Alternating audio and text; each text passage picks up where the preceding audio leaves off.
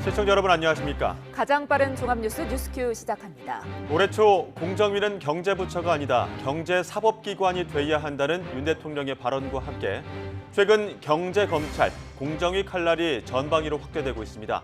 금융권, 통신 3사, 사교육 등 잠시 후 한기정 공정거래위원장 직접 출연해 공정위 현안들 짚어봅니다. 윤 대통령의 개각 발표 이후 여러 추측들이 나오고 있습니다. 특히 오늘 이례적으로 대통령이 차관에게 직접 임명장을 수여하고 언론에까지 공개하면서 용산 5차관 전진 배치와 함께 공직사회 기강 잡기에 나섰다는 이야기까지 나오고 있는데요. 정치권 주요 이슈들 짚어보는 시간 마련했습니다. 월요일 뉴스큐 사교육 카르텔 관련 소식부터 짚어봅니다. 정부가 사교육 카르텔 신고 가운데 2개 사안을 경찰에 수사 의뢰하기로 했습니다. 수능 시험 강사가 학생들에게 수능 출제 관계자와 만났다고 언급하는 등 사교육과 수능 출제 체제 간 유착 관계가 의심된다고 밝혔는데요. 취재 기자 연결해 자세히 알아봅니다. 김연아 기자. 네, 사회정책부입니다. 경찰 수사 의뢰까지 갔다면 심각하게 봤다는 건데 브리핑 결과 자세히 전해주시죠. 네, 교육부가 사교육 카르텔 관련 신고 2건을 경찰 수사 의뢰하기로 했습니다. 제보 내용의 신빙성과 개연성 등에 대한 1차 검토 결과 수사가 필요하다는 판단을 내렸다는 건데요. 수사 의뢰 사안은 수능 시험 강사가 학생들에게 수능 출제 관계자 만났다고 언급하고 예상되는 문제 유형을 수강생에게 직접 언급한 것으로 이는 언급 자체가 수능 시험의 공정성에 대한 사회적 신뢰를 해치는 것으로 사실관계를 명백하게 밝혀야 할 필요가 있어 수사 의뢰한다고 밝혔습니다. 경찰청은 해당 강사와 출제진의 업무 방해죄나 비밀 누설죄 등이 적용 가능한지 살필 거라고 설명하면서 수사 의뢰 사안 외에 자체적인 범죄 첩보 활동도 시작했다고 말했습니다.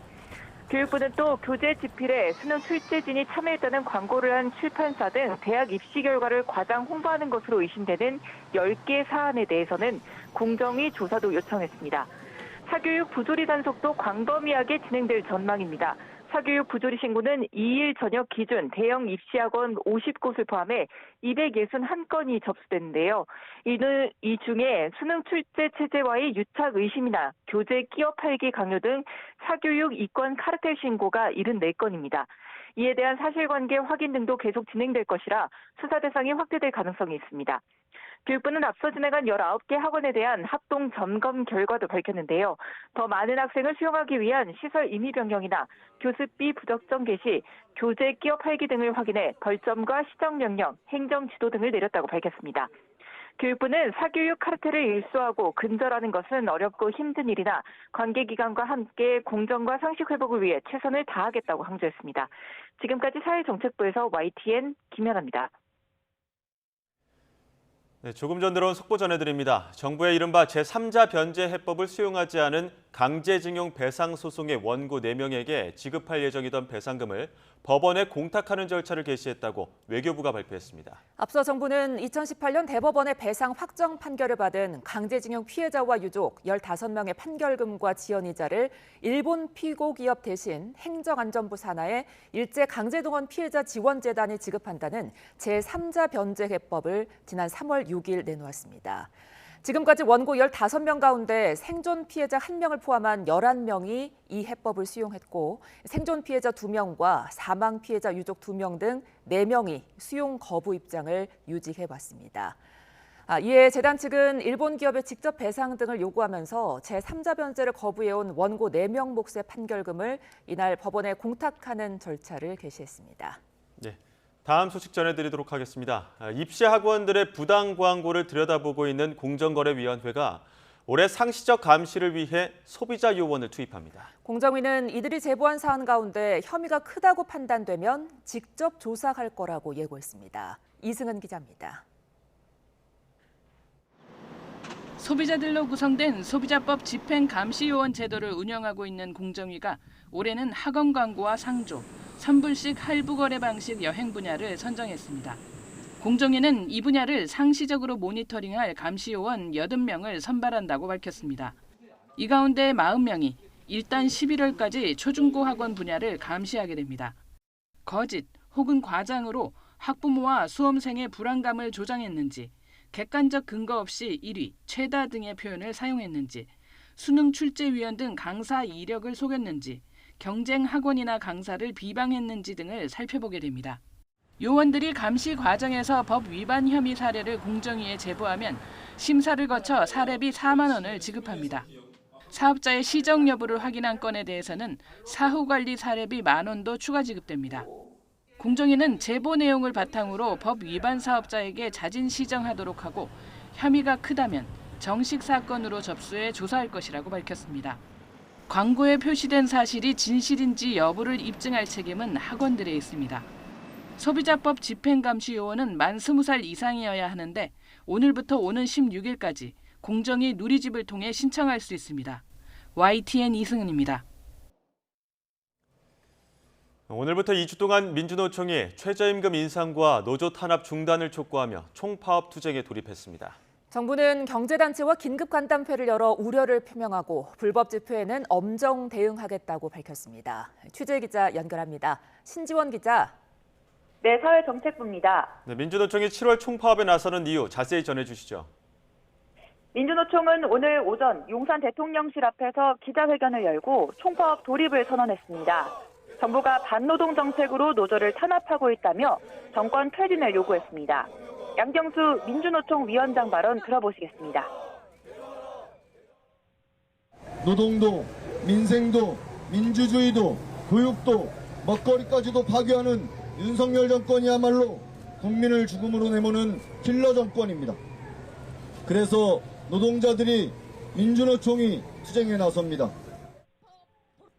민주노총은 전체 조합원 120만 명 중 최대 50만 명이 참여할 것으로 보고했습니다. 다만 각 산별노조 파업 기간은 하루 이틀 정도라 큰 불편으로 이어지진 않을 거라고 설명했습니다. 이번 7월 총파업은 오늘부터 15일까지 2주간 진행되는데요. 오늘 택배기사 등 서비스 연맹을 시작으로 6일에는 백화점이나 마트 종사자가 파업에 동참합니다. 다음 주엔 현대차 노조를 비롯한 금속노조와 전교조, 건설노조 등 산하 조직이 파업에 나서고 특히 13일부터는 보건의료노조가 무기한 파업을 예고했습니다. 앞서 오늘 오후엔 서울 청계광장에서 민주노총 서비스연맹이 결의대회를 열고 서울 고용노동청까지 행진했는데요. 이를 시작으로 2주간 전국 15개 지역에서 결의대회와 행진이 동시다발적으로 진행됩니다. 특히 내일과 오는 7일, 11일, 14일에는 윤석열 정부 퇴진을 주장하는 야간 촛불 집회가 열릴 예정입니다. 네, 정부는 어떻게 대응하고 있습니까? 정부는 오늘 6개 경제단체와 긴급 간담회를 열고 우려를 표명했습니다. 이창양 산업통상자원부 장관은 하반기 수출 반등을 위해 노사 협력이 시급하다며 세계 단호한 대응을 당부했고 경제단체 부회장들도 불법 정치 파업이 중단되어야 한다고 입을 모았습니다. 교섭 절차를 무시한 채 교섭 케이블을 박차고 나와 파업을 한다면 그것은 명백한 불법 파업이 될 것입니다. 노조 측의 부당하고 무리한 요구와 노사법 취지 위반 사항에 대해서는 단호히 거부하는 원칙적인 모습을 보여줄 필요가 있습니다. 경찰도 최대 155개 경찰부대에 경력 9천여 명을 투입하는 등 엄정 대응을 예고했습니다. 또 퇴근 시간대인 평일 오후 5시부터 저녁 8시 사이 집회와 행진에 대해 금지 통보했는데요. 앞서 말씀드린 것처럼 총파업 기간에 총 4차례 평일 야간 촛불 집회가 예정된 만큼 노동계와 경찰의 충돌이 우려됩니다. 앞서 윤희근 경찰청장은 최근 민주노총 집회로 시민들이 불편을 겪었다며 공무집행 방해 등 불법 행위자는 현장에서 즉시 검거하겠다고 강조했습니다. 지금까지 사회정책부에서 전해드렸습니다. 시민단체가 헌법으로 보장된 집회 자유를 여론조사로 묻는 것은 민주적 기본권을 후퇴시키는 일이라고 규탄했습니다.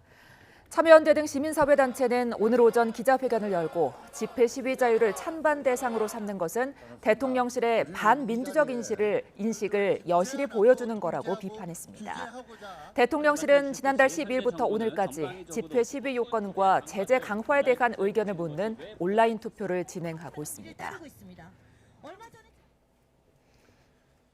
일본 후쿠시마 원전 오염수 안전성을 검증해온 국제원자력기구 IAEA의 최종 보고서 공개가 임박하면서 우리 정치권의 공방도 격화하고 있습니다. 여야 모두 소속 의원들에게 비상대기령을 내리고 상대 진영을 향해 괴담 선동과 극우 망언 정치를 중단하라고 목소리를 높이고 있습니다. 취재기자 연결합니다. 나혜인 기자. 네, 국회입니다. 네, IAEA 사무총장이 내일 최종 보고서 들고 일본 방문하는데 여야 신경전도 이에 맞춰서 고조되는 모습이죠. 네, IAEA 사무총장 방일에 맞춰 후쿠시마 오염수 검증 최종 보고서가 공개될 거란 전망이 나오면서 여야가 파장을 예의주시하고 있습니다. 국민의힘과 더불어민주당 모두 오염수 관련 대응에 집중하자는 차원에서 소속 의원 전원에게 비상대기령도 내렸습니다. 국민의힘 윤재욱 원내대표는 오늘 아침 최고위원회의에 이어 오후 의원총회에서도 IAEA 검증은 전임 문재인 정부도 따르겠다고 공언한 신뢰성 있는 국제적 기준이라고 강조했습니다. 그러면서 민주당을 겨냥해 온갖 괴담 유포에 이어 정치적 목적을 위해 IAEA 신뢰성을 훼손하는 발언을 쏟아내고 있다고 비판했습니다. 국민의 건강과 생명을 지킨다는 것은 모두 핑계에 불과합니다. 민주당은 오염수 구실로 윤석열 정권 퇴진 투쟁, 대선 불복에 나서겠다는 것입니다. 국민의힘은 의원총회 직후 국무조정실 등 정부 관계자들과 간담회도 열고 IAEA 검증 결과 발표 이후 이른바 괴담 정치에 대응할 후속 대책을 논의하고 있습니다. 반면 민주당 박광원 원내대표는 오늘 아침 회의에서 IAEA 보고서는 객관적이라기보다는 일본 맞춤형 보고서일 우려가 크다며 우리 정부가 국민 건강을 위해 어떤 대비책을 세우고 있느냐고 거듭 따져 물었습니다. 과학적 보고서이기보다는 정치적 보고서일 우려가 크다는 것이 모든 사람들의 생각입니다. 방류에 사실상 찬성하고 있는 한국 정부는 과연 대비책은 세우고 있는지 묻고 싶습니다. 박 원내대표는 이어 정의당 배진규 원내대표와 양당 원내수석 부대표가 참석한 가운데 2+2 회동을 열고 오염수 방류 저지를 위한 정책 연대를 강화하기로 뜻을 모았습니다. 두 야당은 앞서 국민의힘이 합의 파기를 선언한 국회 차원의 오염수 검증 특위 구성과 청문회 개최도 계속 추진해야 한다는 입장을 밝혔습니다. 네, 다른 전국 현안들도 짚어주시죠.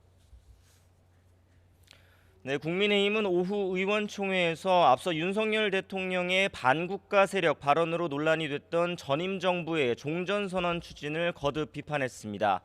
김기현 대표는 아침 회의에서 안보를 비롯한 민주당 정권의 총체적인 실패가 정권 교체를 낳았다며 앞서 윤 대통령이 사실상 쿠데타로 집권했다고 주장한 민주당 윤영찬 의원을 다시 한번 강하게 비난했습니다.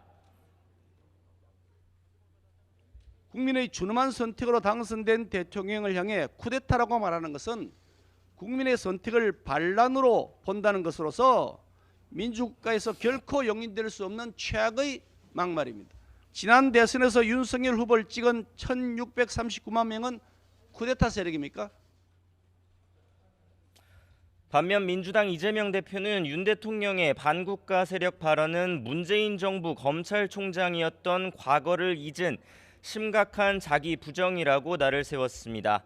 또 마약에 도취했다, 불치병에 걸렸다며 민주당을 원색적으로 비난한 국민의힘 김기현 대표까지 묶어서 극우 망언 정치가 판을 치고 있다고 성토했습니다. 가장 큰 충격은 전 정부를 반국가 세력으로 모은 윤석열 대통령입니다. 마약에 도취됐다. 이런 식의 발언을 하는 여당 대표 망언 참으로 기가 막힙니다. 정치가 아무리 비정하다 해도 금도가 있는 것입니다. 민주당은 앞서 적대적인 대북관을 드러낸 김영호 통일부 장관 후보자의 인사청문회를 비롯해 윤석열 정부 개각 인사들의 검증을 벼르고 있습니다. 또 정의당과는 지난주 국회 본회의에 부의된 노란봉투법 등 쟁점 입법을 계속 공조하고 민생 지원을 위한 추가 경정 예산안 편성도 추진한다는 방침입니다. 하지만 국민의힘은 야당이 노란봉투법 입법을 강행한다면 또다시 윤 대통령에게 거부권 행사를 건의한다는 방침이어서 여야 대치는 불가피할 것으로 보입니다. 지금까지 국회에서 전해드렸습니다. 국민의힘은 장미란 문화체육관광부 2차관 임명 등 최근 단행된 개각에 대한 민주당의 공세에 대해 인신공격이자 정치 공세라며 차단에 나섰습니다. 윤재욱 원내대표는 장미란 차관에 대한 야권 극렬 지지자들의 인신공격은 한마디로 수준 이하라며 최윤희 전 차관 사례를 망각한 자기 모순은 상식선에서 이해할 수 없는 극단적 대결주의의 소산이라고 비판했습니다. 이어 김영호 통일부 장관 후보자에 대한 야권의 비판에 대해서도 김 후보자를 극우주의자로 몰아세우는 건 과도하게 편향된 정치 공세라고 맞받았습니다. 문재인 전 대통령은 윤석열 정부의 외교 안보 정책을 겨냥해 아직도 냉전적 사고에서 헤어나지 못한 사람들이 많다고 비판했습니다. 문 전 대통령은 오늘 자신의 SNS에 역대 정부가 평화를 위한 정책에서 일관성을 갖고 이어달리게 했다면 남북관계와 안보 상황 그리고 경제까지도 얼마나 달라졌을까 생각해 본다며 이같이 썼습니다. 이어 공산권 국가들과 수교하고 북한과 남북 기본 합의서를 체결했던 노태우 정부의 북방 정책이야말로 우리 외교사에서 가장 획기적인 대전환이고 결단이었다고 강조했습니다. 재작년 민주당 전당대회 당시 송영길 전 대표 경선 캠프 자금 관리를 도맡은 것으로 지목된 전직 보좌관 박모 씨가 구속 갈림길에 섰습니다.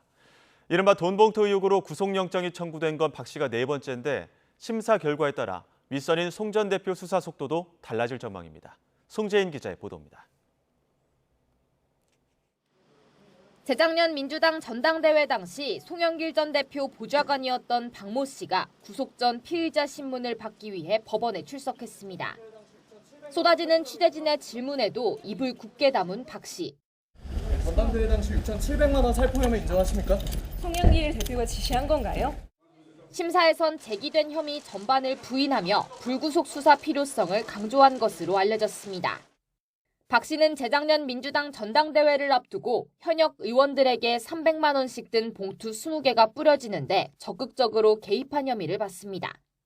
스폰서에게 받은 불법 경선 자금 5천만 원 등 모두 6천만 원을 윤관석 의원에게 조달해줬다는 겁니다. 검찰은 또 박 씨가 경선 콜센터 운영비 700만 원을 불법으로 제공하고 경선 캠프의 송 전 대표 후원 조직 평화와 먹고 사는 문제 연구소 후원금을 끌어오는 등 불법 자금을 총괄했다고 보고 있습니다.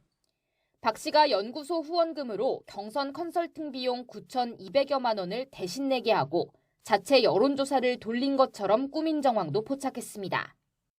검찰은 아울러 수사가 본격화하기 전에 박 씨가 캠프에서 이뤄진 조직적인 증거인멸을 주도했다고 의심합니다. 경선 캠프 관련 자료가 드러나지 않게 먹사연 PC 하드디스크를 교체하라고 지시한 게 대표적인데 검찰은 특히 그 시점에 주목하고 있습니다.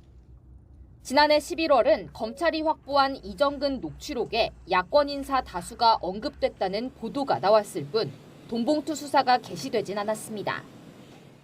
이때 캠프 자료를 숨기려 했다는 건 곧 송 전 대표 측이 이미 위법성을 인식하고 있었다는 정황 증거로 볼 수 있기 때문입니다. 그런 만큼 검찰은 박 씨 신병이 확보되면 송 전 대표 지시에 따라 범행이 이뤄졌는지 추궁하며 윗선 수사에 속도를 낼 방침입니다. 다만 구속영장이 기각될 경우엔 윤관석, 이성만 의원에 이어 핵심 공여자 수사에 거듭 제동이 걸리게 돼 숨고르기가 불가피할 전망입니다. YTN 송재인입니다. 윤석열 대통령이 우리 정부는 반카르텔 정부라며 이권 카르텔과 가차없이 싸워달라고 신임 차관들에게 당부했습니다. 윤 대통령은 오늘 오전에 임명된 신임 차관들과 오찬을 하면서 민주사회를 외부에서 무너뜨리는 건 전체주의와 사회주의고 내부에서 무너뜨리는 건 부패한 카르텔이라며 이같이 강조했습니다.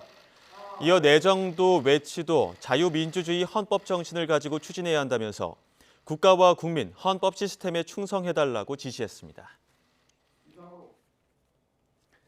국립대 사무국장 자리가 공무원 자리 나눠 먹기에 이용됐다는 의혹과 관련해 교육부가 비판을 겸허하게 수용한다고 밝혔습니다.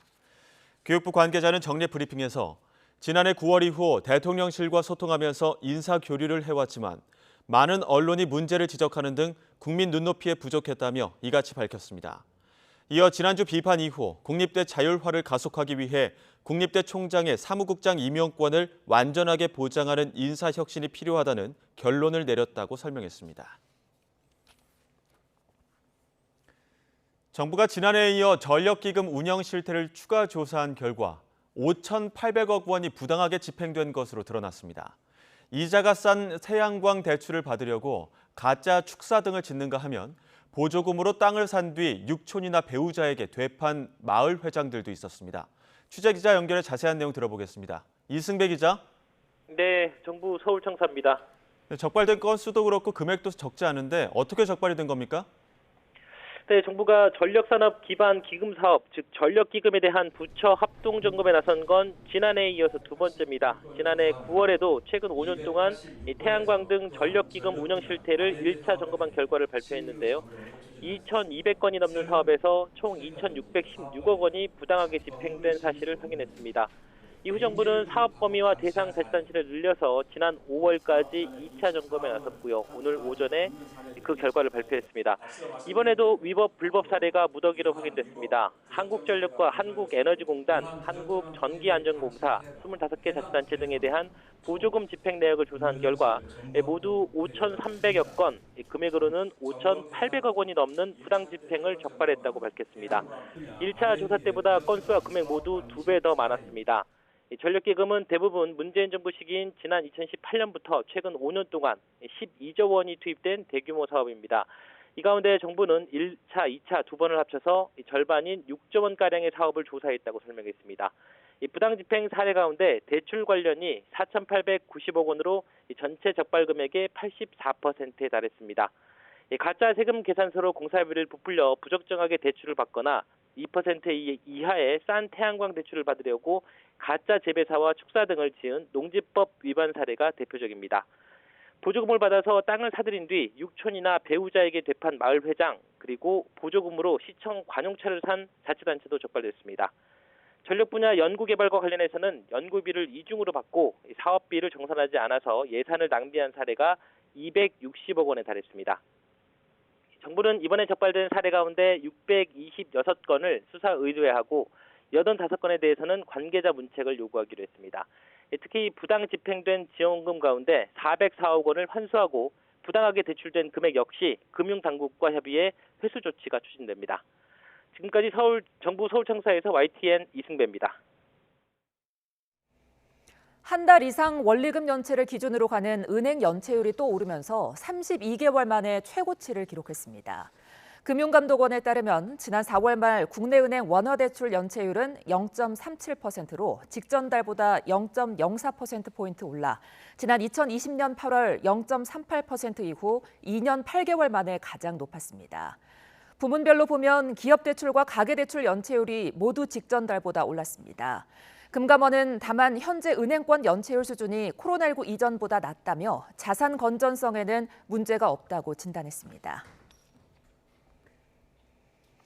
올해 상반기 서울 아파트 전월세 거래에서 지난해에 비해 신규 계약은 크게 늘고 갱신 계약은 감소하는 거로 나타났습니다. 부동산 R114가 올해 상반기에 계약된 서울 아파트 12만 8,800여 건의 전월세 계약을 분석한 결과 신규 계약 건수는 전체의 56.9%를 차지했습니다. 이는 지난해 신규 계약이 상반기 47.0%, 하반기 46.2% 등 절반을 밑돌던 것과 비교해 10%포인트 가까이 높아진 겁니다. 그에 비해 갱신 계약의 비중은 올해 상반기 24.8%로 작년 상반기 32.5%와 하반기 33%에 비해 낮아졌습니다. 원희룡 국토교통부 장관이 올해 상반기 부동산 규제 완화를 통해 집값 하락 속도를 늦추고 시장 경착륙을 막는 데 성공했지만 여전히 하향 안정세가 이어지는 게 바람직하다는 진단을 내놨습니다. 원희룡 장관은 오늘 정부 세종청사에서 열린 기자단 간담회에서 지난 5년간 집값이 너무 올라 지금 상승하기에는 시기상조고 바람직하지 않다고 말했습니다. 올해 하반기 역전세 난 우려에 대해선 주택시장 시스템 전체에 타격을 주는 정도는 아닐 거라며 전세금 반환을 위한 총부채 원리금 상환 비율, DSR을 무분별하게 푸는 것을 검토하고 있지 않다고 선을 그었습니다. 현대기아차가 생산한 전기차에서 주행 중에 동력이 전달되지 않는다는 신고가 넉 달 만에 30여 건 접수된 사실이 YTN 취재 결과 확인됐습니다. 미국에서도 최근 운행 중에 동력이 끊어지거나 약해지는 현상이 발생해 결함 가능성이 제기됐고 당국이 조사하고 있습니다. 최기성 기자가 단독 보도합니다. 지난 2월부터 지금까지 교통당국에 공식 접수된 주행 중 동력 상실로 인한 현대차 기아 차종 결함 의심 신고는 모두 34건으로 파악됐습니다. 취재진이 확보한 당국 내부 자료를 보면 관련 현상으로 접수된 건 4개 차종입니다. 2022년과 2023년 사이 제작한 기아 EV6 26건, 제네시스 GV60 6건, 제네시스 GV70 1건, 현대 아이오닉 5 1건입니다. 모두 전기차입니다. 당국 관계자는 미국에서 발생한 것과 같은 문제로 보인다면서 현재 상황을 살펴보고 있는 단계라고 밝혔습니다. 현대차 기아 관계자는 관련 사안을 파악해 적절한 조치를 준비 중이라면서 빠른 시일 안에 시행할 수 있도록 할 계획이라고 했습니다. 주행 중 동력 상실 현상은 전기차가 많이 팔린 미국에서 먼저 문제가 됐습니다. 지난달 아이오닉5 운전자 30여 명이 운행 중 갑자기 펑 하는 소음과 함께 경고 표시가 뜬 뒤 동력이 상실되거나 일부 감소하는 경험을 했다며 결함 가능성을 제기한 겁니다. 이에 대해 미국 도로교통안전국은 배터리 전원 공급 장치와 관계가 있을 가능성이 있다고 보고 조사에 나섰습니다. 미국에서 문제가 발생한 직후 국내에는 접수 건수가 없느냐는 취재진 공식 질의에 당시 현대차 기아 측은 접수된 게 없다고 해명했습니다. 하지만 취재진이 자료를 입수한 뒤에야 말을 바꿔 관련 내용을 인정했습니다.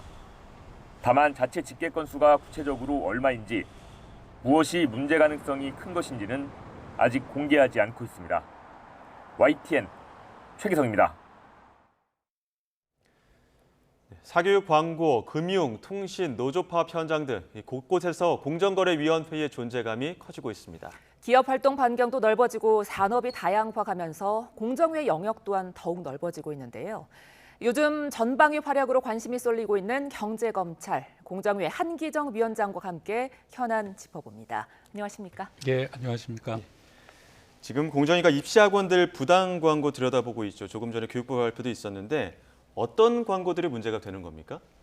예, 저희 과거 법 집행 사례를 살펴보면 객관적 근거 없이 특정 강사가 어떤 특정 분야의 1위 강사라고 표현한다든가 또는 재수 성공률이 가장 높다고 표현한다든가 또는 경쟁 업체의 강사를 비방한다든가 이런 식의 표시 광고에 대해서 저희 공정거래위원회는 표시 광고법 위반으로 제재를 해본 바가 이미 있습니다. 그래서 이번에도 수강생과 학부모의 불안 심리에 기대서 부당한 표시 광고를 마케팅 수단으로 활용하는 학원 업체에 대해서는 저희가 중점적으로 좀 살펴볼 계획입니다. 또한 법 집행 감시원을 운영해서 입시학원의 부당한 표시 광고에 대해서는 저희가 상시 모니터링도 강화할 계획을 갖고 있습니다. 그런데 이런 광고가 거짓인지 아닌지 어떻게 판단을 하게 되는지 궁금하거든요. 어떤 기준이 있을 텐데요. 예, 그렇습니다. 표시광고법에 따른 부당한 표시광고인지 여부는 소비자 오인 그리고 공정거래 저해 여부에 의해서 판단을 하게 됩니다. 그래서 소비자 오인은 통상의 주의력을 가진 일반적인 소비자를 오인하게 할 우려가 있는지를 기준으로 판단합니다. 그리고 공정거래 저해는 소비자의 합리적인 구매 결정을 방해해서 관련 시장에서의 공정한 거래 질서를 저해할 우려가 있는지를 기준으로 판단하게 됩니다. 이 소비자 오인과 공정거래 저해는 공정위가 입증을 하게 됩니다. 한편 사업자는 자신이 한 표시 광고 행위 중에 사실과 관련된 사항이 진실됨을 입증해야 될 책임을 갖게 됩니다. 그런데 최근에 이제 윤 대통령이 통신사 과점 체제 들여다봐야 된다라고 하고 나서 공정위가 현장 조사 나가기도 했고, 추경호 부총리나 한덕수 총리가 라면값 이 부분에 대해서도 어느 정도 문제를 지적을 하자 또 공정위가 어느 정도 검토하는 부분이 나오고 있었습니다. 그러다 보니까 이 완장을 찬 공정위가 경영자들의 어떤 경영 부담, 경영 활동을 위축시키는 거 아니냐, 혹은 민간 시장 중심의 어떤 경영체제, 경제체제를 조금 훼손하는 건 아니냐 이런 지적들도 나오긴 하거든요. 어떻습니까? 예, 뭐 공정거래위원회는 공정하고 자유로운 경쟁을 촉진하기 위해서 민생 밀접 분야 그리고 기간 산업 분야의 담합 그리고 불공정 행위 관련해서는 저희가 상시 모니터링을 하고 있습니다. 이 부분은 금년도 공정거래위원회 업무 계획에도 명시적으로 저희가 밝힌 바가 있습니다. 예. 근데 이런 공정위의 조사는 담합이 가격 인상을 견인했다라는 그런 정황이 포착될 경우에 저희가 사후적으로 작동하는 겁니다. 예. 그래서 이와 달리 인위적인 시장 개입용 그런 그 조사는 실시하고 있지 않습니다. 앞으로 공정위는 시장 상황을 면밀하게 모니터링하면서 그 담합 징후 포착에 주력할 계획입니다. 예, 이번에는 대기업 집단 제도 이야기 한번 해보죠. 공정위가 지금 최근 이 제도 손질에 나섰다고 알고 있는데요. 동일인 지정 기준에 대해 지금 명시화에 나섰습니다. 5가지 기준을 제시했는데요. 이 5가지 기준 모두에 해당되지 않는다면 이 경우에는 어떻게 판단하게 되는 겁니까? 예, 뭐 좋은 질문입니다. 공정거래위원회가 그 동일인 지정과 관련해서 이번에 제시한 5가지 기준은 기업 총수, 즉 그 기업 집단을 사실상 지배하는 자연인이 존재하는지를 판단하는 그런 기준이 되겠습니다. 그래서 이 기준에 따라서 총수가 존재한다고 판단되는 경우에는 그 총수 그리고 그 친족에 대해서 사익 편취 금지 등이 이제 적용되게 됩니다. 예. 이와 달리 총수가 존재하지 않는다고 판단되는 경우에는 해당 기업 집단의 지배 구조상 최상단 국내 회사가 동일인으로 지정이 됩니다.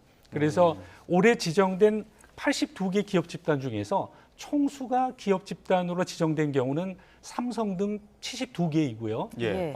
회사가 동일인으로 지정된 경우는 한국 GM 등 10개에 해당됩니다. 예.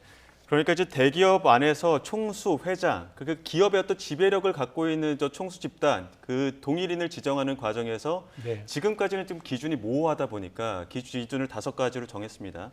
그런데 그 기준을 5가지를 정한 것 중에서도 뭐 쿠팡의 김범섭 의장 같은 경우도 그렇고 미국 국적을 가진 경우에는 좀 사각지대가 있다. 앞으로도 2세, 3세 어떤 총수 가족에게는 이러한 사각지대가 결국에는 또 다른 어떤 그 회피를 할 수 있는 그 구멍이 되지 않는 것이냐 이런 지적들도 나오거든요. 예, 뭐 지적하신 부분 충분히 공감할 내용입니다.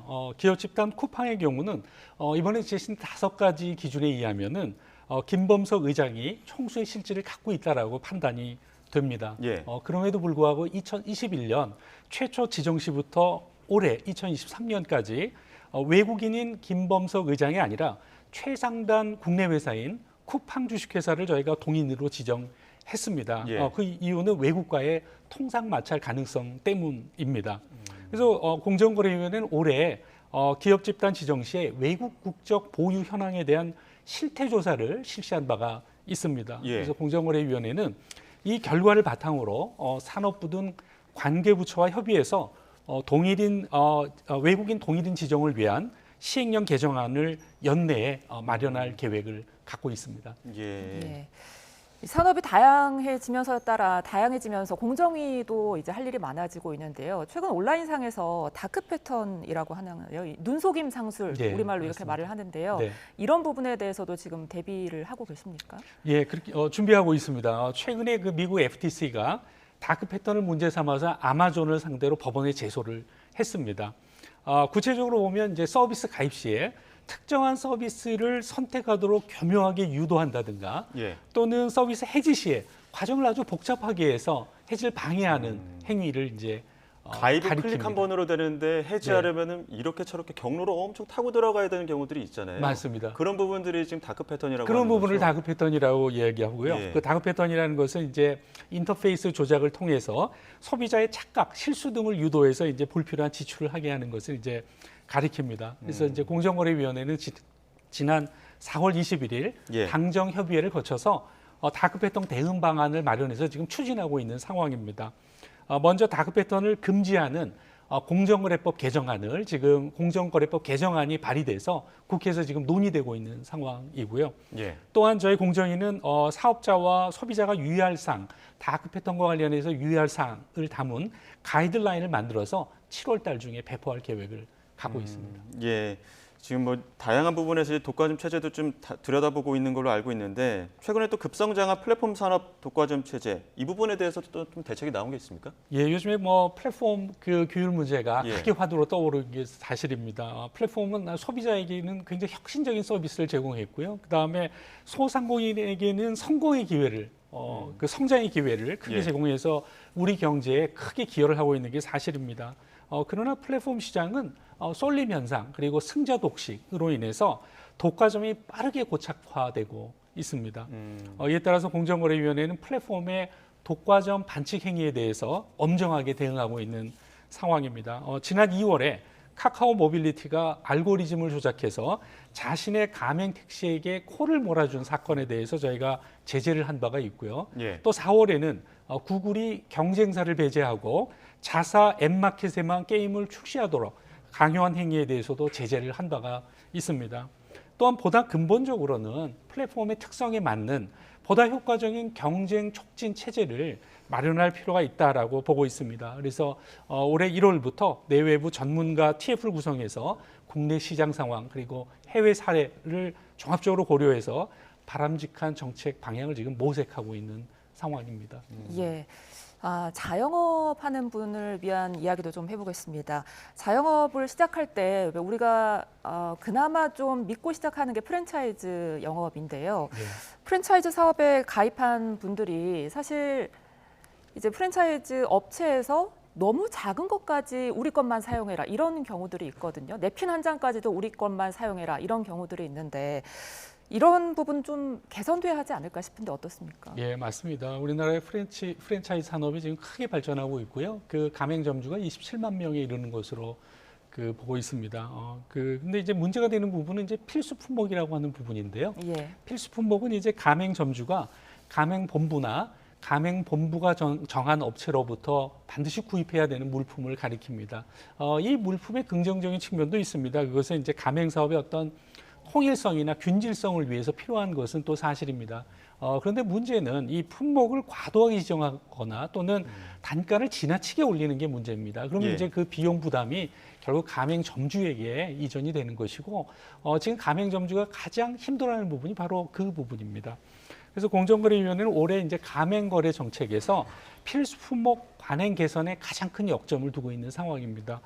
이를 위해서 이제 다양한 법 제도 개선 방안을 마련해서 9월 중에 저희가 발표할 예정입니다. 이 과정에서 가맹본부 그리고 가맹점주의 목소리를 저희가 충분히 듣고 내용을 마련할 생각입니다.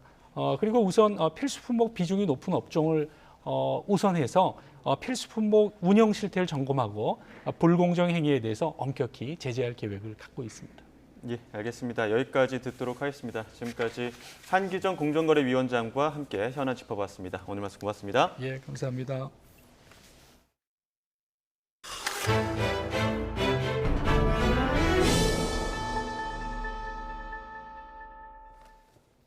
폭염특보 속에 오늘 서울 낮 기온이 올해 들어 가장 높은 35도 가까이 치솟았습니다. 장마 전선은 내일부터 내륙으로 북상하겠는데 이번에는 수도권에 최고 150mm가 넘는 폭우가 예고됐습니다. 취재기자 연결해 폭염과 호우 전망 자세히 알아봅니다. 정혜연 기자. 네, 정혜연입니다. 네, 먼저 폭염부터 알아보죠. 오늘 서울 기온이 올해 들어 가장 높았다고요? 네, 그렇습니다. 오늘 서울 공식 기록이 34.9도로 올여름 들어 가장 높았습니다. 그 밖에 비공식으로는 성남시 분당구 순회동 기온이 사람 체온보다 높은 37.5도를 기록했고 공식 기온도 정선과 청주, 인제, 의성 기온이 34도를 웃돌았습니다. 현재 대구와 경기, 강원, 충남, 영남 내륙의 폭염경보가, 서울 등 그 밖의 지역에는 폭염주의보가 발령 중입니다. 온도뿐 아니라 습도까지 높아서 불쾌지수도 일반인 대부분이 불쾌감을 느끼는 수준까지 치솟았습니다. 노약자와 어린이는 야외 활동을 자제해 주시고 야외 작업장에서는 충분한 수분 섭취와 주기적인 휴식이 필요합니다. 네, 폭염은 폭우를 부른다고 하죠. 내일 밤부터 수도권 등 중부지방에 호우가 예고됐다고요? 네, 그렇습니다. 제주도 부근에 머물고 있던 장마 전선이 내일은 다시 내륙으로 북상합니다. 내일 밤부터는 중부지방에 국지성 호우가 예상되는데요. 특히 취약 시간대인 내일 밤부터 모레 아침 사이에 시간당 30에서 60mm의 폭우가 쏟아질 것으로 보여서 피해가 우려됩니다. 기상청은 모레까지 수도권과 충남, 호남, 제주도에 150mm 이상, 강원 내륙과 충북에도 120mm가 넘는 큰 비를 예보했습니다.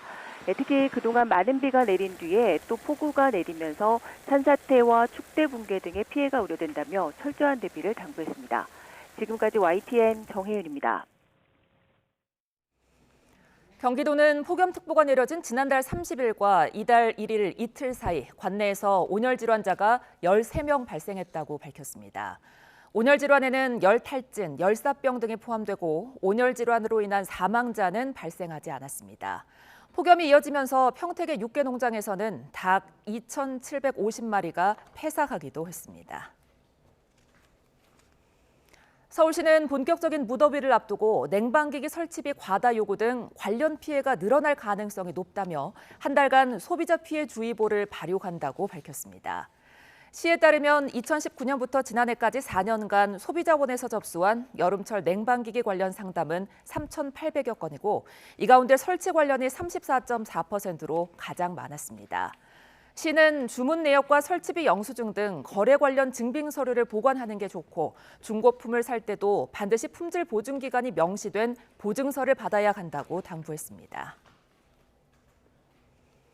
코로나19 백신을 맞은 경우 코로나 감염 이후 미접종자에 비해 심혈관 질환이나 폐질환 등 다른 주요 질환 발생 위험도 감소했다는 연구 결과가 나왔습니다.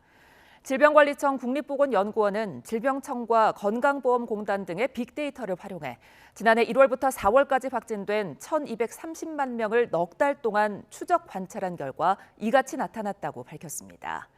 특히 2회 이상 백신 접종자는 심정지 발생 위험이 미접종자보다 54% 낮았고 간질성 폐질환 발생 위험은 62% 낮았습니다. 정부의 코로나19 집합 제한 조치로 자영업자들이 입은 손해를 따로 보상하지 않은 감염병 예방법은 헌법에 어긋나지 않는다는 헌법재판소 판단이 나왔습니다. 헌재는 자영업자 박모 씨 등 3명이 감염병 예방법 제70조 1항에 관해 낸 헌법 소원 사건에서 재판관 전원 일치 의견으로 이를 기각했습니다. 헌재는 코로나19 유행으로 집합 제한 조치가 장기화한 건 처음 있는 일이었던 만큼 입법자가 손실보상 조항을 만들지 않았다고 해서 평등권을 침해했다고 볼 수 없다고 판단했습니다. 지난 2월 YTN은 공직자와 언론인 등 10여 명이 고가의 골프채를 받아 청탁금지법 위반 혐의로 경찰 수사를 받고 있다는 보도 전해드렸는데요. 이 가운데 전직 장관을 포함한 12명이 최근 줄줄이 검찰에 넘겨졌는데 검찰이 이들을 재판에 넘기지 않기로 결정한 것으로 확인됐습니다. 황보혜경 기자의 보도입니다. 전직 장관들과 교수들 그리고 스포츠 기자에게 고가의 골프채 세트를 돌린 골프채 판매 대행 업체가 경찰 조사를 받고 있는 거로 지난 2월 YTN이 단독 보도했던 수입 골프채 판매 대행 업체의 청탁금지법, 이른바 김영란법 위반 사건. 골프용품을 돌린 업체 관계자와 선물을 받은 공직자 등 10여 명이 검찰에 넘겨졌고 여기엔 이희범 전 산업자원부 장관과 환경부 장관을 지냈던 배우 손숙 씨도 포함됐습니다. 지난 2018년부터 재작년 사이 업체에서 100만 원이 넘는 골프채 세트를 받은 혐의입니다. 당시 각각 공공문화재단 대표나 이사장직을 맡았던 터라 공직자가 한 번에 100만 원이 넘는 금품을 받지 못하게 금지하는 청탁금지법을 적용받습니다. 올해 초 부영그룹 회장으로 취임한 이 전 장관은 당시 업체 측 부탁으로 수출 추천서를 써줬고 그 대가로 골프채를 받았다고 인정했습니다. 손 씨는 업체 관계자가 팬이라며 매장을 찾아달라고 요청해 골프채를 받았다면서 자신이 청탁금지법 적용 대상이 되는지 몰랐다고 해명했습니다. 검찰은 최근 이 전 장관과 손 씨를 기소유예 처분한 것으로 확인됐습니다. 혐의는 인정된다고 보면서도 고령이고 초범인 점 등을 고려한 겁니다. 뿐만 아니라 대학 교수와 스포츠 기자 등도 약식 기소나 기소유예에 그쳤고 선물을 준 업체 측 1명과 법인만 재판에 넘겨졌습니다. 국민권익위원회 조사 결과 지난해 공공기관에 접수된 청탁금지법 위반 신고는 1,400여 건. 이 가운데 형사처벌을 비롯해 제재 처분을 받은 공직자는 416명으로 역대 가장 많았습니다. 그러다 보니 청탁금지법의 취지가 시행 7년도 안 돼 이미 퇴색한 것 아니냐는 비판이 나오는데 이번 기소유예 처분으로 봐주기 수사 논란까지 불거질 전망입니다. YTN 황보혜경입니다. 지하철 문 사이에 일부러 발을 집어넣어 운행을 방해하고 운전실에도 난입한 30대 남성 추객이 경찰 조사를 받게 됐습니다. 피해자 A씨는 지난달 23일 밤 9시쯤 술에 취한 상태에서 서울 지하철 2호선 열차를 타고 가다 왕십리역과 한양대역에서 출입문에 여러 차례 발을 넣어 문이 여닫히는 것을 방해한 혐의 등을 받습니다. 아파트 단지에서 쇠구슬 수천 개가 든 탄띠와 장난감 총을 메고 돌아다닌 10대 A씨가 경찰에 붙잡혔습니다. A씨는 어제 새벽 2시쯤 경기 김포시 걸프동에 있는 아파트 단지에서 실제 총기처럼 보이도록 개조한 장난감 총과 쇠구슬 2,000발이 든 탄띠를 메고 다닌 혐의를 받습니다. 당시 검은색 복면과 군화를 착용하고 있던 A씨는 경찰 조사에서 혼자 사진을 찍기 위해 나갔다고 진술한 거로 파악됐습니다. SNS에 사생활을 폭로한 누리꾼을 명예훼손 등 혐의로 고소한 축구 국가대표 황희초 선수가 지난 주말 경찰 조사를 받은 것으로 확인됐습니다. 앞서 지난달 25일 황 선수의 전 연인이라고 주장하는 누리꾼이 SNS에 황희조의 사생활을 폭로한다는 글과 함께 영상을 올렸습니다. 이에 대해 황 선수는 해당 영상은 상대방의 동의를 받아 촬영한 것이라면서 허위 게시물로 자신의 명예를 훼손하고 사생활 영상을 유포한 혐의로 누리꾼을 경찰에 고소했습니다. 또 입장문을 통해 자신은 불법적인 행동을 한 사실이 없고 누리꾼은 자신을 협박한 범죄자라고 주장했습니다. 오늘 오전 8시 20분쯤 대전 유성구 신성동 호남고속도로 북대전 졸음쉼터 근처에서 차량 7대가 연쇄 추돌하는 사고가 났습니다. 이 사고로 40대 여성 1명이 경상을 입고 병원으로 옮겨졌습니다. 고속도로 순찰대는 정체 구간에서 미처 속도를 줄이지 못한 승용차가 앞차를 들이받았고 이후 뒤따르던 차들도 연쇄 추돌한 걸로 보고 있습니다. 일본 정부의 후쿠시마 원전 오염수 방류가 초입기에 들어간 가운데 국내에서는 해양 방류에 대한 반대 목소리가 계속 이어지고 있습니다. 오염수 해양 방류에 대한 우리 정부의 실효적인 조치를 요구하는 헌법 소원 청구인 모집도 시작됐습니다. 안동준 기자의 보도입니다. 건강한 시길 해고염수 해양 쪽이 반대한다. 방사능 표시가 그려진 식판을 윤석열 대통령 사진이 붙은 통으로 밀어넣습니다. 전국 학교의 급식 노동자들이 일본의 후쿠시마 원전 오염수 방류에 반대하기 위해 거리로 나왔습니다. 오염된 음식 재료로 자라나는 어린이와 청소년의 급식을 차려낼 수 없다고 목소리를 높였습니다. 오염된 식재료가 우리 학생들의 몸속으로 들어갈 것을 생각하면 당장이라도 조리원물에서 손을 떼고 싶은 심정이다. 개신교와 불교, 천주교, 원불교 등 종교 단체들도 오염수 투기 계획은 철회돼야 한다며 우리 정부에도 적극적으로 대응하라고 요구했습니다. 특히 핵 오염수의 유해성을 둘러싸고 전문가들 사이에서도 의견이 엇갈리고 있다고 지적했습니다. 그래서 국제원자력기구의 발표만으로 오염수 방류에 면죄부를 줄 수 없다고 주장했습니다. 제대로 검증되지 않은 방사능 오염수까지 바다로 투기하는 것은 우리 모두를 파멸로 이끄는 돌이킬 수 없는 재앙이 될 것이다. 민주사회를 위한 변호사 모임은 헌법소원 준비 절차에 들어갔습니다. 국민의 생명과 신체의 안전을 지켜야 할 정부가 최소한의 보호 조치도 취하지 않고 있다는 겁니다. 대한민국 정부는 방류에 문제가 없다는 식입니다. 과연 윤석열 정부는 누구를 위한 정부인지, 누구를 대변하는 정부인지 국민은 묻고 있는 것입니다. 민변은 오는 21일까지 청구인을 모집한 뒤 일본이 실제로 오염수를 방류하기 전에 헌법소원을 제기할 방침입니다. YTN 안동준입니다. 일본 정부가 올여름 후쿠시마 제1원전 오염수의 해양 방류를 계획하고 있는 가운데 일본 국민 사이에서는 찬성 의견이 반대보다 다소 많은 것으로 나타났습니다. 일본 민영방송 TBS가 주도하는 뉴스 네트워크 JNN이 지난 1일에서 어제까지 전국 18세 이상 시민 1,200여 명을 전화 여론조사한 결과 오염수 해양 방류 찬성은 45%, 반대는 40%로 집계됐습니다.